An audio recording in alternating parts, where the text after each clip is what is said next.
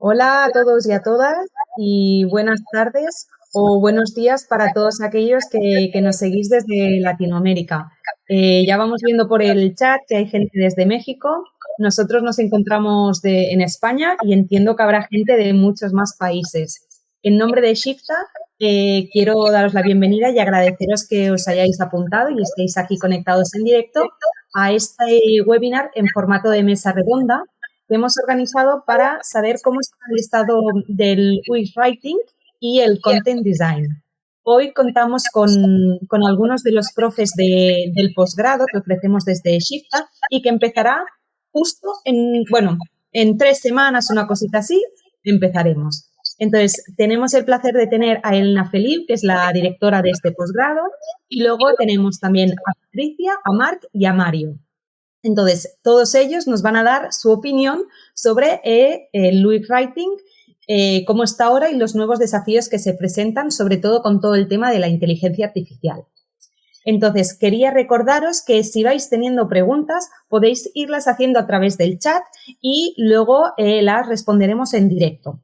O sea que podéis animaros y participar a través del chat. Y ahora, sin más, ya os dejo con nuestros ponentes de hoy. Hola a todas, ¿qué tal? Gracias por esta presentación y sobre todo gracias a todas y a todos por estar aquí. La verdad es que es un placer. Y bueno, teníamos muchas ganas de hablar, de hacer algo en directo para todo el mundo, en abierto, más allá del posgrado y responder un poco, o al menos dar nuestra opinión o ver qué estamos viendo. Además, es interesante porque somos 4 personas que nos dedicamos al contenido y tenemos un entorno bastante diferente. Sobre todo una gran pregunta que yo creo que nos están haciendo a todas, que es, y ahora con ChatGPT, ¿qué pasa con tu trabajo, no?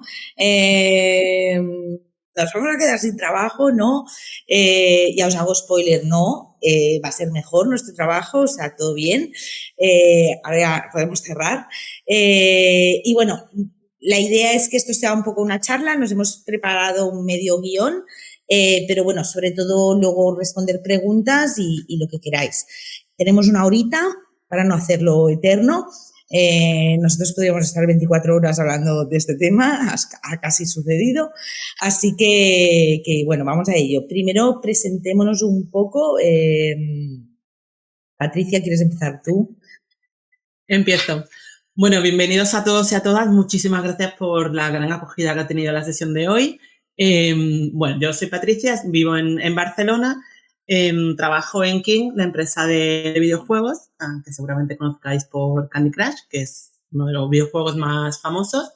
Entonces, mi rol es Associate Director de Content Design y llevo trabajando en el mundo de Content Design y UX Writing unos 10 años. Anteriormente trabajé en Google en el área de localización, así que tengo un poco la visión de los dos mundos y en general de contenidos globales. ¿Y qué haces en el posgrado? En el posgrado doy el módulo de localización de contenidos. Muy bien, gracias. ¿Quién quiere ser siguiente, Mario? A ver, me toca a mí. Buenos días, buenas tardes, buenas noches. Gracias a todas las personas por estar acá. Soy Mario Ferrer, soy originario de México, pero tengo ya 15 años, el otro día estaba sacando la cuenta viviendo acá en Barcelona. Soy Staff Content Designer en Shopify y también soy uno de los fundadores de Content Design España, junto con esta gente linda que está aquí. Dentro del posgrado de UX Writing doy lo que viene siendo los fundamentos para UX Writing y también lo que son las partes principales o los inicios o la intro del Content Design. Nos encanta que estén todos por aquí, que ver tanta gente conocida y gente por conocer en el chat, o sea que traigan sus preguntas y bienvenidos a Hans. Marc. Sí, gracias Mario y gracias a las 86 personas que veo que están conectadas, que como siempre cuando veo tanta gente da un poco de vértigo. Yo soy Marc, también vivo en Barcelona, uno de los hubs, yo creo, de content design mundiales. Y trabajo en Conto. Conto es una fintech que está basada en Francia. Es un producto financiero para empresas y para autónomos principalmente. Estoy como expert UX Writer ahora mismo, que básicamente es la carrera de Individual Contributor, que pasa un poco más a tareas de mentoring, a tareas de crear documentación para el sistema, glosario, taxonomía, etc. Así que nada, un placer acompañar a Elena, a Patricia y a Mario, y muchas gracias por juntarnos en el escenario. Muy bien, bueno, creo que, claro, yo también. Yo soy Elena, dirijo el posgrado y aparte doy como las primeras clases que son los fundamentos de, bueno, lenguaje claro, inclusividad, accesibilidad. Tengo una agencia, soy cofundadora de Do It Studio, que somos una agencia de contenido y nos dedicamos a esto básicamente. Tenemos clientes como La Caixa, como UEFA y bueno, la verdad es que normalmente grandes clientes los que nos contratan y en eso estamos. Así que bueno, vamos a empezar un poco con las preguntas. La primera un poco que quería hablar o que me dierais vuestra opinión es cómo creéis que está ahora la disciplina. Sí que nos hemos pasado, creo que los 4 que estamos aquí, mucho tiempo hablando de qué es UX Writing. UX Writing 101, hemos hecho esta charla unos 400 millones de veces. ¿Creéis que estamos aún a este punto o creéis que ya podemos hacer un 201, no sé cuál sería el siguiente? Marc, si quieres empezar tú. Sí, gracias. Y bueno, intervenir cuando queráis, me podéis cortar. Yo creo que estamos en el 2.0, como decías tú, Elena. Y justamente la semana pasada, esta semana ya no me acuerdo, estaba escuchando un podcast que creo que era Chelsea Larson, que hacía una analogía perfecta, que comentaba que quizás hace un par de años, 3 años, estábamos todavía entre primaria e instituto y ahora hemos pasado un poco a la universidad, ¿no? El content design. Y todos los fundamentos, los básicos, que como decías nos hemos tirado 2 millones de eventos explicándolos, hemos pasado a otra fase, ¿no? A la de la especialización, diría, de los roles. Y creo que esto es una de las principales características o es la situación que ahora mismo se empieza a dar. No digo que estemos todavía en cuarto de carrera, pero sí que estamos pues eso, ¿no? Entrando en los roles más especializados e incluso viendo algunas ofertas de trabajo también me doy cuenta de esta situación, ¿no? Que van a un rol mucho más especializado en growth, billing, en otro tipo de ofertas. Y en este sentido creo que hemos dado un pasito, no el definitivo obviamente, porque todavía es necesario hacer evangelización dentro de los equipos, pero sí que creo que hemos pasado este 2.0. No sé, Patricia, Mario, ¿cómo lo ves? Yo haciendo una analogía con videojuegos, creo que hemos pasado al siguiente nivel y ya estamos, que bueno, ya no tenemos que explicar qué es UX Writing ni qué es Content Design, sino que ya los equipos con los que trabajamos pues tenemos que explicar cosas más específicas como qué es la Content Operations, cómo podemos contribuir a los sistemas de diseño, etcétera, etcétera. O sea que ya creo que nos están viendo más como un partner de diseño. Que eso no quita que también en el día a día haya que seguir explicando temitas básicos, sobre todo a diseñadores o a roles nuevos que llegan a la compañía, pero creo que ya hemos pasado de toda esta introducción y ya estamos como en una silla como un seat at the table donde ya sí que tenemos que contribuir de verdad y contribuir en diferentes aspectos, no solo en el microcopy, sino también estamos empezando a tener más que decir en cuanto al diseño y en cuanto a cómo se gestionan en sí los contenidos y cómo se colabora en el design system. O sea, sí a todo eso y además el hecho de que también nos toque también aportar nuestro valor al negocio, ¿no? De qué manera tú desde la parte de diseño de contenido aportas ese valor extra al negocio que las otras disciplinas no pueden hacer porque no tienen los mismos skills que tienes tú, ¿no? Pero también hay que tomar en cuenta que es un gran depende. Depende de dónde estés ubicado, depende de la geografía en la que estés, depende de la empresa en la que estés, depende de la madurez del diseño de experiencia de usuario dentro de la empresa que estés. Pero sí, lo fantástico de ahora, que es la diferencia hace... ¿Cuánto dijiste, Patricia, que tenemos en esto? ¿10 años? Sí. Que no había libros, no había blogs, no había nada. Claro, antes nos tocaba decir esto una y otra vez. Ahora al final, oye, pues, sacas el libro de la Torre, sacas el libro de la Richards, o sea, ya tenemos en qué basarnos, ¿no? O sea, sí que estamos ahí. Y además, no nos hace ningún tipo de servicio seguir hablando de esto continuamente. La idea es eso, ¿no? Como está diciendo todos vosotros, es cómo damos el siguiente paso a de qué manera estamos aportando valor, no solo a la experiencia del usuario, sino también al negocio, ¿no? Que es lo importante y lo que muchas empresas están buscando hoy en día. Sí, a ver, ahora es raro encontrarte a un diseñador que no sepa lo que tiene que haber alguien de content. Sí, es verdad que en muchas organizaciones no existe, pero ahora hay vergüenza cuando te lo dicen. O sea, que antes no. O sea, antes yo me acuerdo de empezar proyectos y que te decían, mira, pero hay alguien que se dedica a esto, ¿no? Esta situación así, y ahora es como ya necesario o siempre hay alguien de content que está ahí. Que creo que hay muchas especializaciones, pero al final siempre pasa un poco lo mismo, ¿no? O sea, se empieza a crear las especializaciones, aún no se conocen y se van conociendo poco a poco, ¿no? Por ejemplo, lo que decías, Patricia, de Content Ops, es algo que ha llegado ahora por Figma, porque las herramientas también nos lo han permitido, por los sistemas de diseño, por la madurez que tienen los sistemas de diseño actualmente.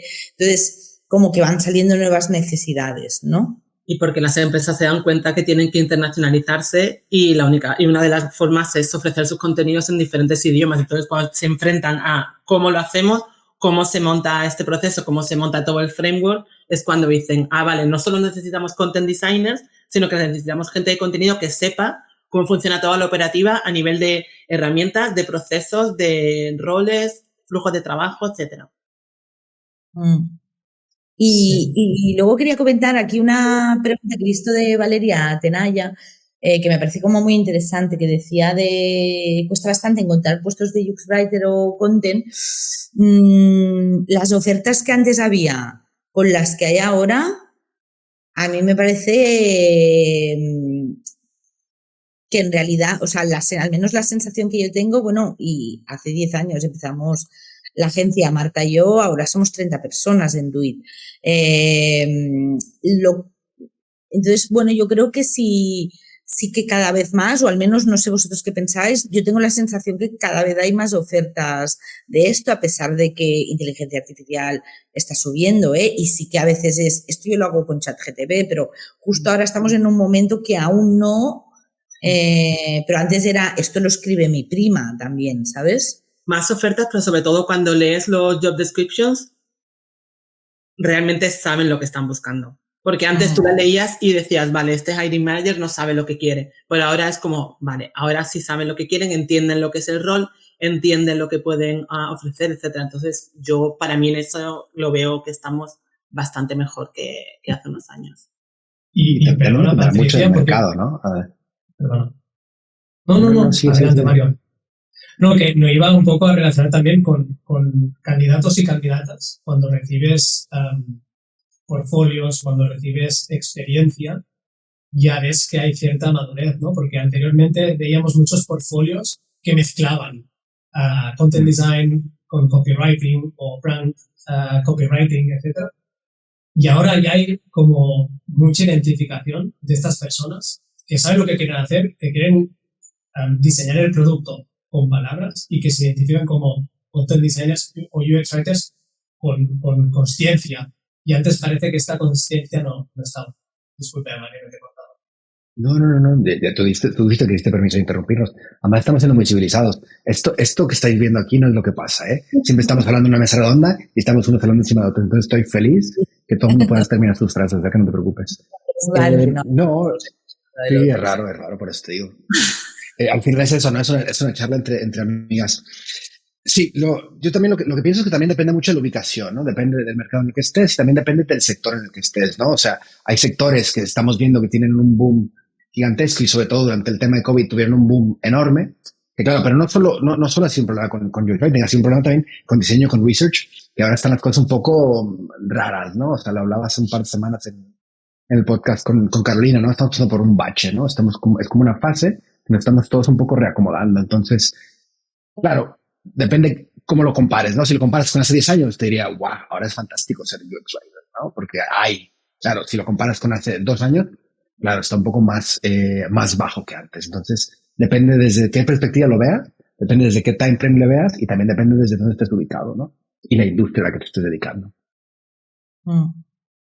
Yo creo que también, para acabar este bloque de cómo está la disciplina, creo que también al copywriting, o sea, toda la parte de copy más creativa, dejando al lado publicidad pura y dura y como conceptos súper creativos y tal, creo que lo que es el copy de marketing de siempre también ha bajado muy, o sea, se ha UX-breitizado, porque ya no encontramos esos copies tan persuasivos, o sea, tan killers, ¿no? Porque antes sí que había una cosa más de el copy persuasivo y creo que estamos yendo también mucho hacia la calidad, porque la gente no es tonta, no podemos poner como en follet descuento y ya está, y se busca mucha más claridad en general. Y luego también la pandemia hizo que el mundo digital llegara a todo el mundo, a gente que antes no llegaba, ¿no?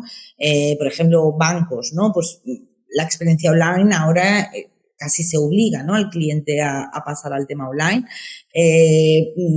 La salud o cualquier tema de gestión gubernamental, ¿no?, pasa por digitalizarse, y eso hace que los textos también tengan que ser más claras para cubrir esa brecha digital que igual gente más mayor podría tener, ¿no? Y eso hace que nuestras metodologías de nuestra disciplina se pasen a todo tipo de contenido para mí. Y que la audiencia cada vez es más sofisticada y cada vez sabe más y sabe no solo hacer tareas en Internet, sino también identificar dónde está la mejor experiencia de usuario. Cada vez identifican, vale, esta puede ser, no llegan a decir dark pattern, pero sí se dan cuenta de experiencias que son como más honestas o menos. Bueno, y también ten en cuenta que la cantidad de tiempo que le dedicamos o la attention span que tenemos cada vez es menor. Y además, ahora no estamos en 1964. O sea, no me vengas a mí a vender cosas que no necesito. O sea, dime cómo funciona y entonces ya seré yo quien decida. O sea, si estás pensando también la gente cómo hace el proceso de compra, ya no te vas por lo que sale en la tele. ¿Quién ve la tele? También hay revistas, o sea, los banners, tenemos banner blindness. O sea, hay un montón de estudios por la NG que la gente ya no ve los banners. Al final lo que haces es ves información, haces tu comparativa y además te vas en eso. O sea, la gente compra mucho más por lo que dicen los influencers y por lo que hay en redes sociales que por lo que es la publi pura y dura. Entonces, realmente no es que el copy puro y duro haya dejado de existir, sino que ha cambiado un poco más a tema de guionismo, a tema de contenido. Estos digital creators, ¿no?, son como la nueva ola de esto. Entonces, no ha desaparecido, sino que está cambiando como todo en esta vida, ¿no? Exacto, yo creo que como que ha evolucionado hacia allí, y luego también por la parte de producto, también de marketing, pero los design systems, que antes eran 2 marcas que tenían design systems y con 5.000 componentes inusables, ahora que ya está como, hay muchos ya muy bien hechos con unos componentes que te puedes acordar de cuántos tienes, o sea, bien hechos. Creo que esto ha ayudado mucho a nuestra disciplina, porque es que ¿para qué necesitas tantos diseñadores? O sea, cuando alguien que piensa el contenido puede arrastrar hot takes, es muy temprano para tirar hot takes, Ana Feliu. Es muy temprano. Es muy temprano. No quiero decirlo así, pero quiero decir que está bien, que la ratio para mí debería subir de más de contenido. O sea, antes estamos haciendo cosas de 51 de ratio. Ya, bueno, pero por eso hay que hablar con la gente de ingeniería o de dev, por eso hay que hablar con la gente de sistema de diseño, para realmente empezar a meterte ahí, crear las variables de contenido para que los diseñadores no te estén preguntando, ay, este botón, el call to action, ¿cómo era? Amiga, lo tienes ahí, lo tienes ahí en el design system, arrástralo. O sea, pregúntame cuál va a ser la estrategia de contenido para esto. ¿Qué es lo que queremos explicarle a la gente? ¿Cómo funciona todo este flow? No me preguntes qué dice el botón. O sea, eso lo podrías escribir tú perfectamente. O sea, ¿cuántas veces el botón? ¿Sabes? Empezamos con hot takes, ¿eh? Ojo, llevamos 20 minutos y empezamos con hot takes. Cuidadito. Bueno, reducido esto. Sí. Y quería añadir solamente una cosa, porque estamos avanzando mucho en los temas de los hot takes que decía Elena. Esto no, para mí, no tiene que olvidar o no nos tenemos que pasar por alto el debate de los fundamentals o los básicos. Es decir, y esto también va muy relacionado con el posgrado, ¿no? Que también vi aquí la pregunta de Juli, que qué recomendamos para intentar hacer, etc. Al final, sin los básicos, por mucho ChatGPT, por muchos sistemas, por mucha historia que queramos vender, entre comillas, si los básicos volvemos a dar pasos atrás, ¿no?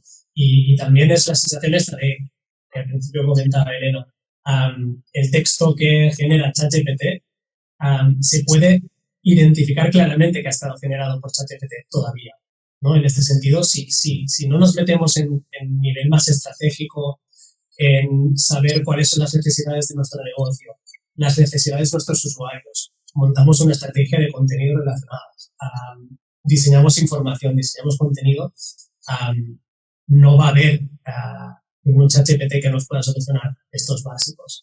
Entonces, contestando un poco la pregunta que decía Juli, ¿no? La formación seguirá siendo también necesaria, porque estos básicos tienen muchas variantes, muchos elementos a tener en cuenta. Pensaba en el tono de voz, ¿no? Que es uno de los bloques que hay también en el posgrado. Pues todos estos elementos, cómo se trasladan al producto. Y creo que también es interesante que demos un poco esta visión para gente que está empezando en el rol de content designer, obviamente. Sí, porque además para cualquier otra cosa no te lo planteas, ¿no? O sea, si quieres aprender a hacer la parte de diseño visual, es que tienes que estudiar teoría de color, tienes que estudiar tipografía, tienes que estudiar estas cosas y ver lo que hacía la gente antes para entender cómo funcionaba. Y es que el resto de las disciplinas ni te lo planteas. O sea, si eres alguien que te dedicas a ingeniería o desarrollo, si eres una desarrolladora, no en el primer día vas a empezar a aplicar códigos, tienes que aprender lenguaje, tienes que aprender cómo funciona la lógica, ¿no? O sea, aquí es que no es diferente. O sea, tú no puedes llegar aquí y decirle a ChatGPT, escríbeme las 4 pantallas que tengo para un onboarding. Te las va a escribir, claro que sí. Ya, pero ¿dónde está toda la estrategia detrás de eso? ¿No? ¿Dónde está toda la lógica detrás de eso? De hecho, o sea, esto es una herramienta en la cual tendremos que utilizar, porque al final es como nuestro, ahora que hablábamos de los Avengers, ¿no? Es como tu sidekick, ¿no? Ese que te va a hacer ayudarte, como se dice en mi casa, con la talacha, ¿no? A picar piedra. O sea, ya, por eso te decía, no estamos en 1964. O sea, aquello que va a llegar Don Draper y te va a decir, Mario, dame 10 títulos para esta página. Esto no va a pasar ya. Tú vas a hacer, le vas a decir, ChatGPT, dame 10 ideas, ¿no? Porque eso también te ayuda un poco a desbloquear. Que es lo que pasa que, sobre todo en los equipos más pequeños, no siempre tienes la oportunidad de tener a alguien con quien poder rebotar ideas, ¿no? Y utilizar la máquina para rebotar ideas, que te ayude un poco a salir adelante. Y cosas muy básicas. Entre más te empiezas a utilizar, más le vas a perder el miedo, ¿no? Porque yo a veces, por ejemplo, sinónimos. Antes me tenía que meter a Google y buscar sinónimos. ¿Sabes? Oye, dame 10 sinónimos de esta palabra. Ya está, este tipo de cosas es súper útil, ¿no? Y al final, y aquí viene el más hot take que voy a hacer esta noche, lo prometo no se pondrá peor que esto, es si tú crees que tu trabajo es solo escribir, te vas a quedar sin trabajo. ChatGPT te va a quitar el trabajo. Si tu trabajo es solo escribir, adiós, o sea, vámonos. Pero no es tu trabajo si te dedicas a content design, a UX writing.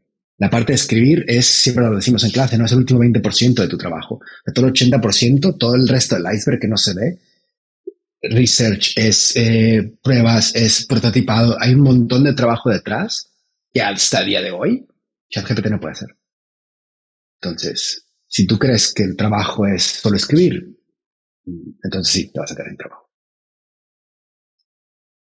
Sí. Yo cuando estaba pensando un poco cómo utilizaba en mi día a día, cuando pensaba un poco en la sesión de hoy, pensaba, me ayuda a agilizar, pero no automatizar, porque al final me agiliza procesos, pero yo necesito ser el owner de mis procesos. No puedo delegar los procesos a la máquina.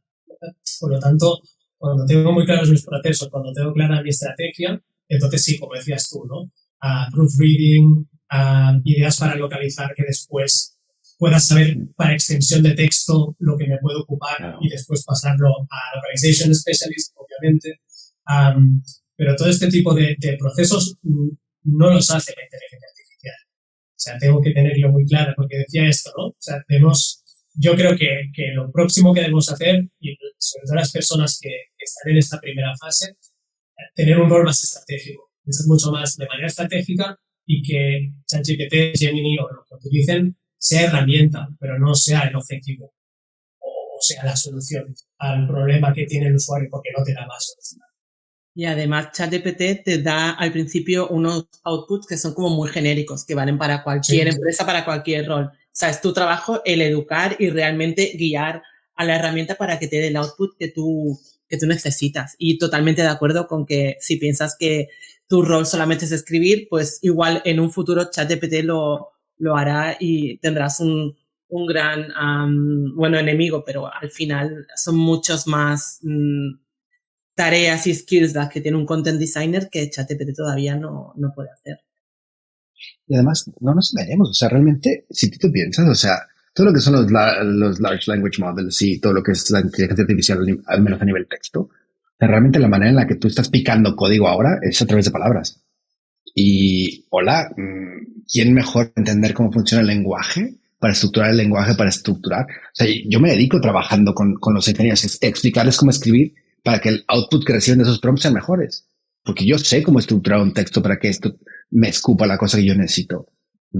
Estamos aquí para hacer eso. Pero claro, no se trata, por lo mismo, no es solo escribir el prompt, es que hay que entender un poquito y hay que empezar a aplicar un poco de Python. No te digo que te vuelvas súper técnico o técnica, pero entender un poco cómo funcionan las cosas, ¿no? Hay que picar, hay que ver un poco de qué hay detrás, ¿no? Para entender un poco la lógica de cómo funciona la herramienta para poder utilizar a tu favor, ¿sí? Y además, cada vez se va a ver más, o sea, esto no se va a ir. Entonces, tenemos opciones o asustarnos y no querer saber nada, o, pues mira, llegar de frente, agarrar de frente y empezar a utilizarla, a trastear, ¿no? Como se dice acá.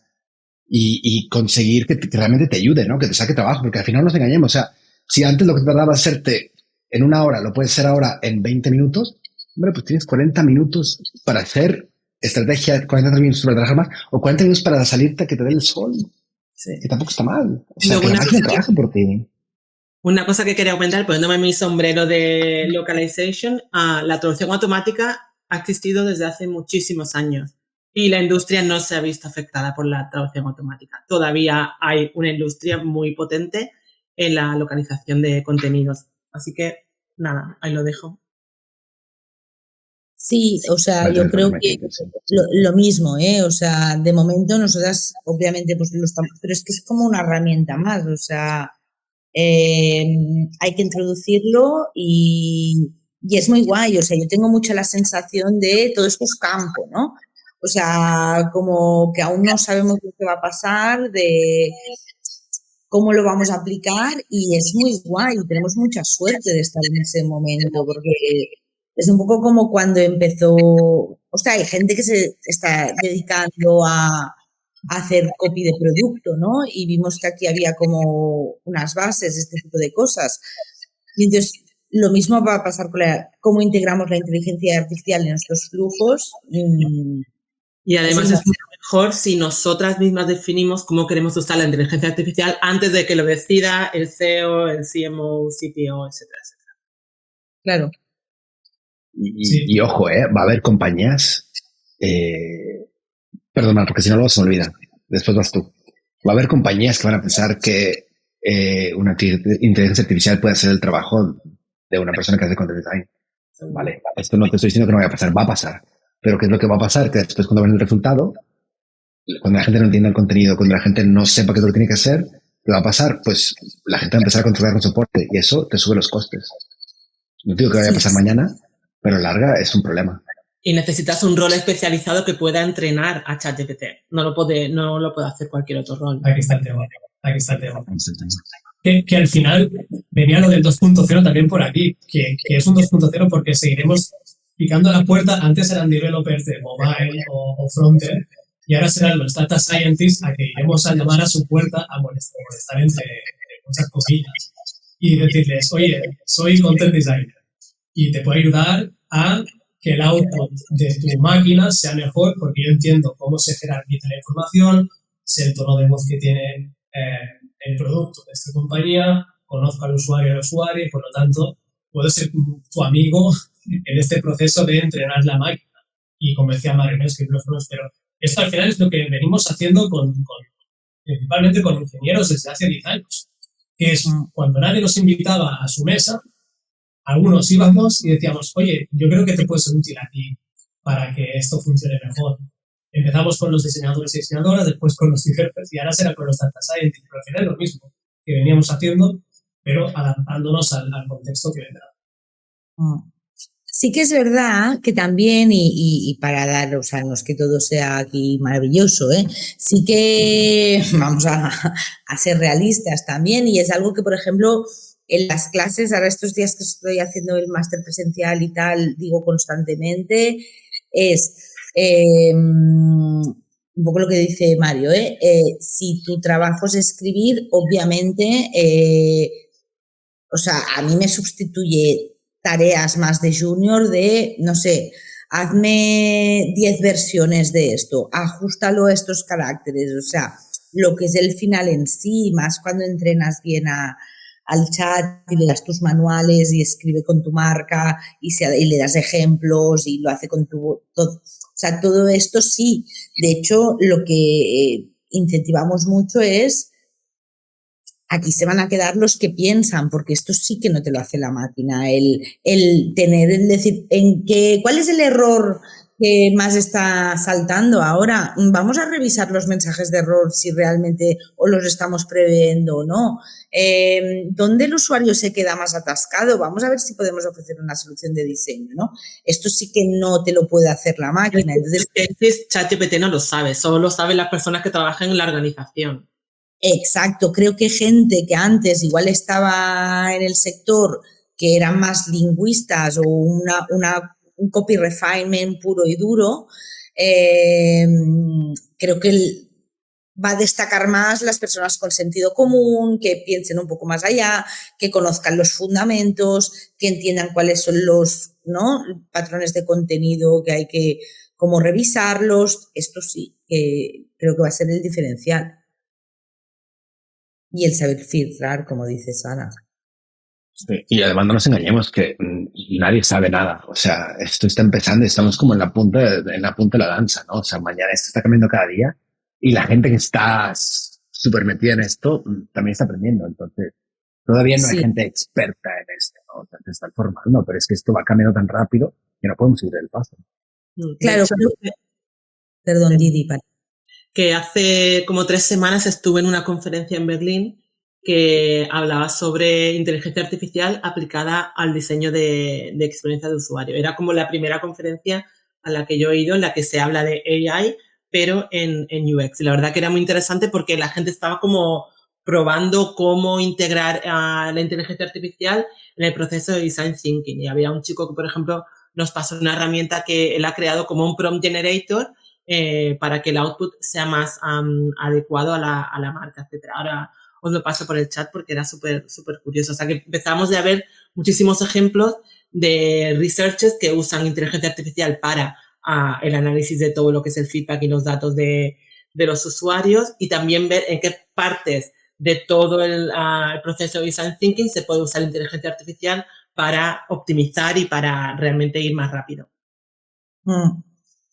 Creo que, bueno, quería hacer 2 apuntes. Uno, que creo que el miedo y la incertidumbre y el nos van a quitar el trabajo no solo pasa en contenido, sino en cualquier disciplina. O sea, porque researchers, o sea, yo he visto a mucha gente, mucho cliente, hacer un personas, hacer un journey preguntándoselo a ChatGPT. O sea, antes cosas que igual encargaba un estudio al researcher, ya no. O sea, en programación, creo que sucede en todo. Y el segundo apunte era que para detectar, por ejemplo, cosas tan importantes como los sesgos que puede aplicar el chat, tienes que conocer los sesgos. Para poder valorar si un mensaje es claro, conciso y útil, tienes que entender cómo es un mensaje claro, conciso y útil, ¿no? Y yo la problemática personalmente la veo en cómo subir a los juniors a seniors. Y de hecho ya lo estamos haciendo, cómo adaptar la formación, ya sea a nivel mentoring en las empresas, como a nivel educacional en el posgrado, cómo adaptarlo, integrándolo ya desde ya para que todo tenga sentido. Pero además es que igual estamos dando por sentado de que el output de ChatGPT es óptimo y perfecto y maravilloso, pero es que el contenido que se ha usado para alimentar o para crear ChatGPT no es perfecto. Tiene muchísimos sesgos sexistas, de raza, etcétera, etcétera. O sea que hay tantísimo por mejorar en ese sentido que no podemos dar por sentado de que el output que nos va a dar va a ser el óptimo para nada. Sí, aquí hay una anécdota curiosa porque nosotros, como decía, la inteligencia artificial la tenemos integrada como herramienta y hace poco tenemos también una integrada con todas las entrevistas de usuarios y usuarias que hemos hecho. Y todos los outputs los tenemos a través de ChatGPT interno, evidentemente. Y entonces tú puedes preguntar, ¿cuántos usuarios se han atascado en este botón? ¿Cuántos usuarios han quejado? Y ahí decía lo de acelerar, ¿no? Pero hemos visto también que si no está bien alimentada, si no está bien alimentado el input, es muy difícil que te pueda agilizar el proceso de trabajo. Porque aquí está la parte interesante, incluso a nivel interno de las compañías, y ahí también hay creo un melón para abrir, ¿no? También seremos necesarias para alimentar con los propios datos o la propia información de cada compañía para que desde dentro también el output sea el correcto. Porque al final, si no me da el resultado que quiero, ¿de qué me sirve? Me está fijando, me voy directamente a buscar en la base de datos y encuentro antes el resultado, ¿no? Por palabra, no sé. Pero sobre todo porque, sobre todo porque ChatGPT tiene mucha confianza en sí mismo. Entonces nunca duda y nunca siempre te va a decir que lo que él te está diciendo o ella es lo correcto. Sí. Bueno, y no nos olvidemos del tema de los alucines, que al final hay que meter unos prompts, no alucines. El alucine es un concepto de los Large Language Models que se inventan información. ¿Vale? Entonces tú en tus prompts tienes que decirle, sobre todo no inventes información, porque como dice Patricia, ¿sabes? O sea, yo te lo digo. Entonces, claro, muchas cosas todavía que no están ahí, ¿no? Y además, a ver, no vamos a entrar en el tema del día de hoy, pero también entraremos algún día en tema de regulación, o sea, tendrá que haber leyes para esto y como regularlo, sobre todo por cuestiones de sesgos, ¿no? Que es muy bestia todo lo que puede. Ya pasa. Las grandes compañías no pueden usar Midjourney o DALL-E porque ¿quién tiene los derechos de esas imágenes? Y no están con Getty, que ha hecho esta inteligencia artificial extraña que, bueno, ahí estamos. Pero hay que regularlo todo esto, claro. Pero quedan muchos años para que se pueda regular, sobre todo porque falta mucha formación en los juristas y en las personas que crean las leyes. Claro. Vale, más o menos todo era esto, creo que vamos bien de tiempo, así que podemos, si queréis, podemos ir empezando a contestar preguntas. ¿Queréis añadir algo más? Creo que hemos dejado todos nuestra opinión. No, que no hay que tener miedo. No hay que tener miedo. No puedes vivir con aquella sensación de la espada de Damocles en el cuello, o sea, ¿sabes? O sea, al final las compañías y el trabajo es el trabajo. Y habrá buenos momentos, habrá malos momentos, habrá situaciones que es complicada, pero ahora mismo lo que puedes enfocarte es en el aquí y en la ahora, ¿no? Y tratar de ver cómo puedes, con esto que estás haciendo dentro de tu trabajo, aprender más sobre cómo funciona la herramienta. Y lo que sí que ya te digo, desde ahora se acabó es, no te puedes ir a tu esquina a trabajar tus copies y luego volver con tu magia, ¿no? O sea, tienes que empezar a empaparte, a trabajar con otras secciones. No te vas a volver una persona experta en todo, pero un poco entender por dónde van las cosas, ¿no? Y luego de ahí verás, ¿no? Igual se te antoja dedicarte más a la parte o sea, content design, pero con un poco más de diseño visual o content design con un poco de código. Yo que sé, hay un montón de opciones, ¿no? Business, o sea, hay que empezar un poco a abrir esos horizontes, ¿no? No se vale solo quedarse en la parte de escrito, ¿no? Totalmente. Vale, pues vamos a las preguntas. Patricia, ¿tienes una pregunta para ti? A ver, cada vez. Ahí en el botoncito, ¿ves, no? ¿Cómo podemos enterarnos sobre ese tipo de conferencias, ya sea online o presenciales? Pues yo me enteré por una compañera de trabajo que lo comentó, porque ya te digo que es como la primera conferencia de AI aplicada a UX. De hecho, hacen una segunda edición en Hamburgo en septiembre-octubre. Voy a dejar por aquí la URL. El Button también va a hablar bastante, ¿no, Mario? Tú lo sabes, de inteligencia, o sea, es como el temazo en cualquier tipo de conferencia de UX que se haga. Creo que alguna, si no la mitad, más de la mitad de charlas van a ser de inteligencia artificial, ¿no? Sí, ya lo estamos escuchando también en los podcasts, ¿no? Hace poco la Halvorson entrevistó a María y a Trisha, que trabajan conmigo, sobre esto precisamente. Entonces, el contexto de este podcast. Ahora pues el link también está, ya empieza a ver. De hecho, Larry Swanson abrió un podcast sobre contenido de inteligencia artificial, que ya os pasaremos. ¿Qué podcast? ¿Cuál es? Content AI, Content más AI. Larry Swanson, el que tiene el de Content Design Insights, abrió como un spin-off. No había entendido. Vale, mira, me lo escucharé. Yo estoy muy enganchada a vídeos de YouTube, la verdad. Enganchadísima. O sea, hago mucho esto de por las noches me pongo a mirar. Bueno, pero es guay. Bueno, porque además puedes probar. Me siento programadora cuando nunca lo he hecho. O sea, me da mucha satisfacción, la verdad. Sí. No, y cuando vas viendo cómo va funcionando y los outputs van mejorando cada vez que vas mejorando los prompts. Es que es como magia, sí. Sí, es como tu nuevo amigo o amiga. Totalmente. Sí, pero todavía no sé, ¿eh? No es emocional todavía. Ya llegaremos, pero no sé. Bueno, pero tiene un rollo. El otro día, no sé si lo leí o lo escuché, de alguien que había subido, o sea, ahora que te puedes hacer en ChatGPT tus agents, ¿no? Y puedes subir la información que tú quieres, había subido todo el historial de WhatsApp de una persona, ¿vale? O sea, de una conversación y tal. Y entonces le hablaba como si fuera la otra persona, en plan, vale, yo soy tal y tú eres tal. Y claro, utilizaba las expresiones y tal.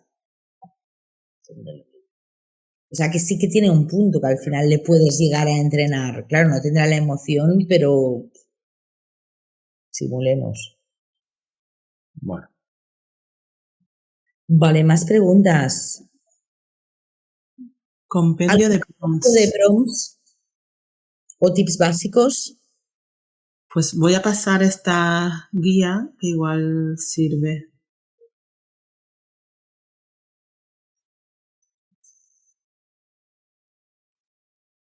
Yo recomiendo bastante también todo lo que son las extensiones de ChatGPT. La verdad es que está muy bien, o sea, todos los agents, la librería, no sé cómo se llama. Yo los voy utilizando, ¿no? Y vayan probando también otras cosas, ¿eh? O sea, no solo hay ChatGPT, está Bard, que ahora se llama Gemini, está Copilot de Microsoft, o sea, hay un montón. Estoy probando varios. Y ChatGPT es lo mismo, es OpenAI, ¿no? ¿Cómo? Lo han hecho con la misma tecnología, creo. Gemini sí que no, que es diferente. Pero ¿en la estructura? Sí. No lo sé. No lo sé si Copilot tiene la suya propia. Pero sí, probar. ¿Qué más? Más preguntas. Para quienes estamos empezando a incursionar en la disciplina del UX Writing y teniendo en cuenta la aparición del ChatGPT y todo lo que comentaron durante la charla, ¿qué recomiendan en cuanto al armado de un portfolio para un principiante? ¿Qué tener en cuenta para dar nuestros primeros pasos? Saludos de Argentina. Hola, Martín. Bueno, el posgrado, el trabajo final es un portfolio, está mal que lo diga, pero es así, que es un poco la idea, es para que sepáis hacer esto. Pero yo no creo que el hecho de ChatGPT, o sea, a mí me gustaría verlo como skill y si, por ejemplo, has hecho algún proyecto que implica la creación de prompts, que sea un caso de estudio más y pues eso es algo más que tienes. O sea, si yo veo que, pues me dediqué a entrenar y no sé qué, hice estos prompts y tal, y lo apliqué así, o creé este agent, pues perfecto, es un proyecto maravilloso. Todo lo demás sigue siendo lo mismo que un portfolio para mí. Yo creo que se considerará como una skill más, como si supieras usar Figma. Que claro, obviamente no creo que si no sabes usar Figma es un gran problema. Pues un poco lo mismo, ¿no? No, y además también lo que siempre decimos en el curso, que al final, o sea, lo que muestres tú al final en portafolio está bien, pero lo que es más importante sobre todo para la gente que contratamos es entender cuál fue todo el proceso, ¿no? Porque no somos capaces todavía de leerte la mente. Entre más me expliques, o sea, entre más información me des, ahora, esta información tiene que estar condensada y bien explicada, para mí es más fácil entender cómo llegaste a esto. ¿Por qué? Porque si tú solo me muestras o solo me enseñas el producto final, está muy bien, pero yo no sé cuáles son los pasos aquí, yo no sé qué trabajo hiciste tú, yo no sé cuál fue realmente tu rol dentro de ese proyecto, yo no sé si realmente puedo contratar para hacer algo, si no entiendo cómo funciona tu cabeza, ¿no? Entonces un poco también nos da esas como pequeñas ventanitas, ¿no? A tu proceso de pensamiento y sobre todo a tu proceso de diseño, ¿no? Y además es una buena manera para entender que realmente lo que has puesto en tu portfolio sabrías defenderlo ante un equipo de stakeholders. Correcto. Sí, es lo de los básicos que decíamos, ¿no? O sea, si te olvidas de los básicos, seguramente el portfolio será un Frankenstein, porque tendrá una pincelada sobre utilizar ChatGPT. Como decíamos, ahora es muy fácil todavía entender o detectar si un contenido está diseñado a través de ChatGPT, generado, porque al final, si tú me estás hablando, pongamos un case study concreto, que has diseñado una app para una fintech, me enseñas 3 pantallas y las 3 pantallas es contenido que tiene tecnicismos, con los call to actions que no concuerda y no son consistentes, que no es relevante el contenido que ofreces con lo que me estás explicando, ¿qué sentido tiene, no? Para eso necesito un básico, o los básicos, los fundamentals que decíamos, para que veamos que como UX Writer o como Content Designer tienes el conocimiento o has pasado por esta etapa de descubrir qué es el craft en sí y en qué consiste el rol. Y como decíamos, ¿no? Al final, si quieres añadir habilidades en herramientas, están ahí, yo creo, ¿no? Figma, ChatGPT, otro tipo de RMs o lo que sea que tienes más experiencia. Pues, sí. Y además para que quede súper claro, cuando Marc y Elena y Patricia hablamos de fundamentos, no estamos hablando de vas a venir y te vamos a enseñar a escribir, ¿no? O sea, esto no, se supone que ya sabes escribir de casa. Estás diciendo desde que eres pequeña, ¿no? Entonces lo que vamos a hacer es como este skill que tienes tú para saber escribir, compaginado con lo que es el diseño de experiencia de usuario, cómo esas dos partes se juntan para realmente poder aportar valor, ¿no? O sea, se trata de que entiendas, ¿no? De cuáles son los procesos psicológicos, ¿no? Cuáles son, como decía Marc, la voz y el tono, cómo es un layout de una página y por qué es importante, cómo funciona un flujo en una aplicación. Todo eso es diseño de interacción. Entonces, esos son los fundamentos que tienes que aprender.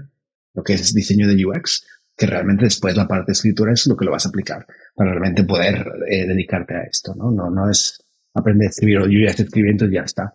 No, hay que leer un montón, hay que estudiar, hay que entender cómo funciona. Hemos perdido a Elena. Ahora volverá con el directo. Hay que aprender cómo funciona el diseño de interacción para poder realmente aplicar la escritura a ello.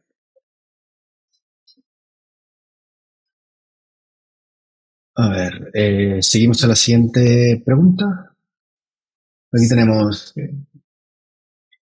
¿cómo es la ocupación de Content Design o UX Writing dentro de 5 o 10 años en productos digitales, en Prompt Engineering o Quantum Computing? ¡Qué elegante! ¿Y qué estilo debería tener, aparte de saber escribir, la parte estratégica, ejemplo, entender código o Behavioral Sciences o skills analíticos, así como los conocimientos que ustedes crean que en un futuro deberíamos adquirir? Pregunta de Andrea Pilar Camacho Cruz. Gracias por la pregunta, Andrea. Yo creo que la capacidad de poder entender y digerir datos. ¿A qué te refieres con datos? No hará falta que seamos data scientists, pero sí poder interpretar qué información nos dan esos datos que luego podremos usar para nuestro trabajo. Y les sumo saber pedir qué datos necesitas para poder hacer tu trabajo. Porque muchas veces te van a decir, ves que este no copy no funciona. Entonces hay que irse a los datos para ver por qué funciona o por qué no funciona, ¿no? Entonces sí, vale. Entonces hablamos de lo que es data literacy, ¿no? Entender cómo funcionan los datos. ¿Qué más, Marc? ¿Qué otras cosas ves tú de aquí a 5 a 10 años? Perdón, Elena, he tomado el rol de moderador porque te perdimos, pero ya estás de vuelta hasta que te toca a ti hacer el trabajo elegante. Pero estábamos con Marc. No, yo creo que es un poco hacia la especialización, lo que decíamos, taxonomía, arquitectura de información, cómo estructuramos el contenido, cómo generamos o cómo digerimos estos datos, ¿no? Porque al final cada vez tendremos más datos. Tenemos que estructurar cada vez más cantidad de información. Y hay una parte que sí que la máquina podrá llevar a cabo, pero ahí hay también, creo, un hueco a nivel de lo que comentabas antes de sesgos culturales. Entrenamiento para que no haya, pues, lo que comentamos, ¿no? Entradas o outputs que puedan dañar sensibilidad a usuarios, accesibilidad, que hemos hablado relativamente poco, ¿no? También cómo lo vamos a solucionar. Yo creo que todo lo que sea el modelo de accesibilidad con la inteligencia artificial y cómo se va a entrenar a las máquinas para que el output sea el adecuado, es fuerte.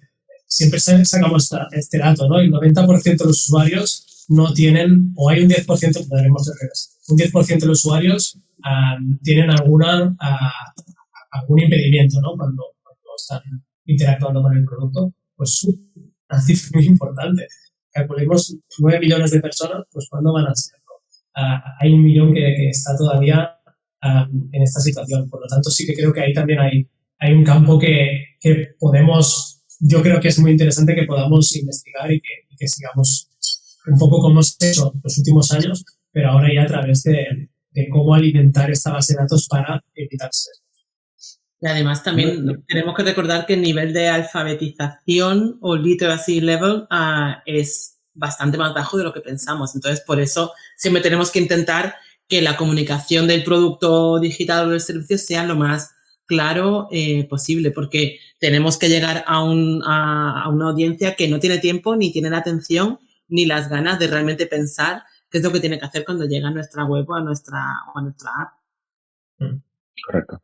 Pero yo creo que más que darte una lista de todos los skills que tienes que tener de aquí a 5 a 10 años, que eso puede ser una lista gigantesca y ya me está dando ansiedad solo de pensarla, yo creo que el ejercicio que tenemos que hacer todas las personas que estamos aquí es sentarnos un momento y ver, o sea, además de content design, qué otras cosas me gustan, ¿no? En qué otras cosas disfruto y qué otras cosas me puedo yo especializar.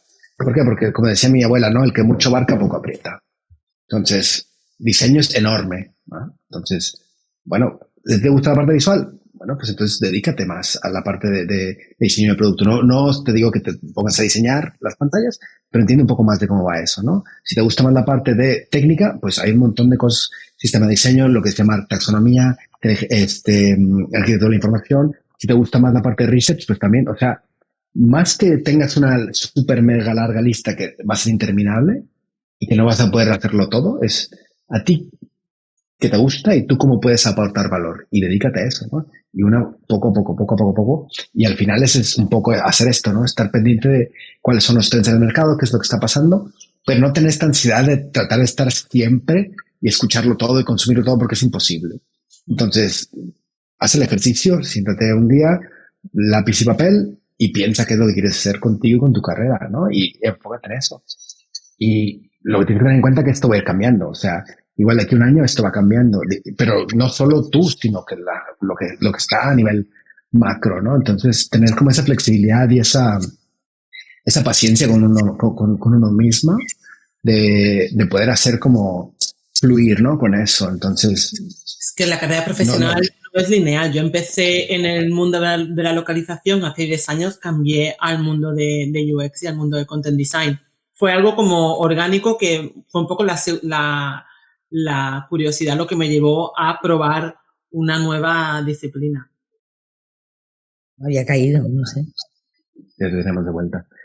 Súper consciente de tiempo, nos quedan 5 minutos. ¿Pasamos a la siguiente pregunta? Sí. ¿Sí? Vale. ¿Cuál es la siguiente?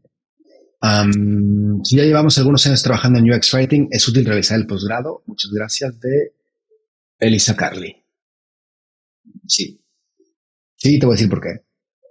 Básicamente porque depende de cómo has trabajado ahí, depende de cómo has llegado ahí, depende de cuántos años estamos hablando. Si me dices, tengo 15 años haciendo esto, bueno, a ver, hablemos, ¿no? O sea, los DMs en LinkedIn están abiertos y pregúntanos, ¿no? Sobre todo, fíjate realmente qué es lo que estamos ofreciendo en el posgrado, cuáles son los temas a tratar. Y más o menos eso un poco hace más con lo que tú necesitas, ¿no? Pero ¿por qué te digo que sí? Porque, dime, Yo creo que sí, que aunque sepas...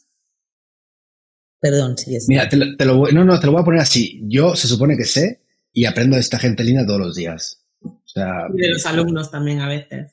Claro, también un montón. Tenemos aquí en Carni, tenemos un montón de exalumnas que están por aquí también. O sea, sí, funciona.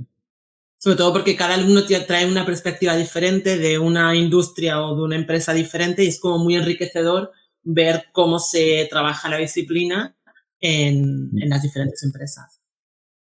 Sí, yo la verdad es que me miro las clases vuestras, bueno, ya lo sabéis, y me encantan, o sea, y es como, mira esto, o sea, en el fondo, aunque sepas muchas cosas, de la manera en que también se adapta y lo adapta cada uno y los ejemplos que ponemos, o sea, yo no estoy en Shopify, no estoy en Conto, yo no estoy en King, ¿no?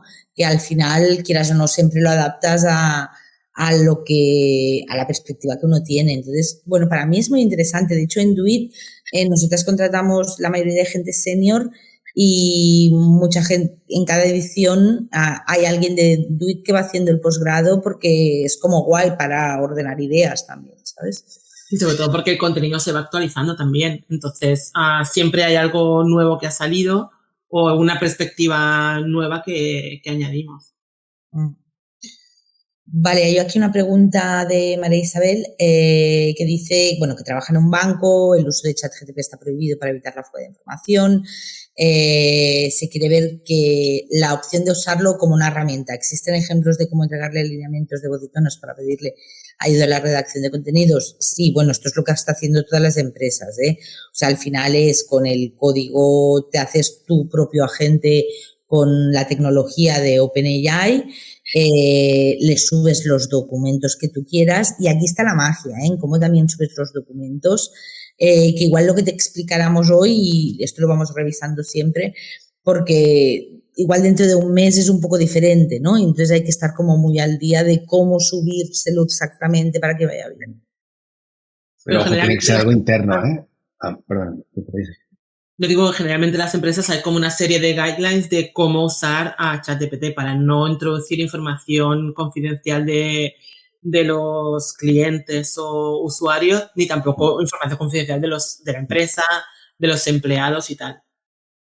Estamos hablando de una versión de ChatGPT interna de tu empresa. No vais a meterle nada de tu empresa a ChatGPT de fuera, ni aunque esté el pagado. O sea, tienes que hablar con tu empresa, tendría que hablar con OpenAI y montarse algo interno. No, es que hay unas historias de terror. Sí. Vale, para ir a disculpa, porque no puedo ni ver ni oír a Elena desde que ha vuelto a entrar. Y no sé si se ha respondido por su parte, pero sí, simplemente añadir que como fintech, que había la pregunta de un banco que está restringido el uso de la inteligencia artificial. Totalmente, es decir, al final es también la idea que tenga la empresa de cómo quiere utilizarla y cómo quiera desarrollarla dentro de la empresa, ya no solo para el diseño del producto, que al final también ha salido antes el tema, ¿no? De cómo podemos alimentar los propios datos, de cómo podemos darle forma a los propios datos para que esto sea útil y para que podamos utilizar la inteligencia artificial. Y después yo creo que sí que va a haber, y no sé si esto va a ser parte también de los sistemas de diseño más adelante, pero cómo será el uso de este tipo de herramientas, ¿no? Que será algo que se va a investigar y que se empezará a ver en próximos años seguramente. Pero sí, como decía Patricia también, guías de cómo utilizar, pero obviamente utilizar solamente las herramientas que sean internas para alimentarlo con datos internos, obviamente, porque si no sí que expones a la empresa y pones en riesgo, que puede haber un gap de seguridad importante al final. Vale, Marc, no sé si me estás oyendo y viendo. ¿Los demás me veis y me oís? Pobre. Vale. Sí. Bueno, para acabar, hay una pregunta sobre el posgrado que si las son asincrónicos, es decir, hay clases en el posgrado, que esto es una gran pregunta siempre, 2 días a la semana, son martes y jueves a las 7 horas de España, y luego se graban y la puedes ver cuando quieras. Lo guay de estar en directo es que haces preguntas. Si no lo estás, las puedes hacer en el foro y te las contestamos luego o en la siguiente clase o por el foro. Así que eso es bastante intenso, pero bueno, es muy guay. La verdad es que la gente siempre está como muy contenta. Siempre, bueno, eso nos dicen. Y nada, queríamos dar las gracias a todas y a todos que habéis estado aquí. Más y mejor seguiremos hablando de inteligencia artificial. Y gracias a Shifta y ya está. Bueno, muchas gracias a los 4 por habernos dado vuestra opinión y haber resuelto todas las dudas que iban planteando los asistentes.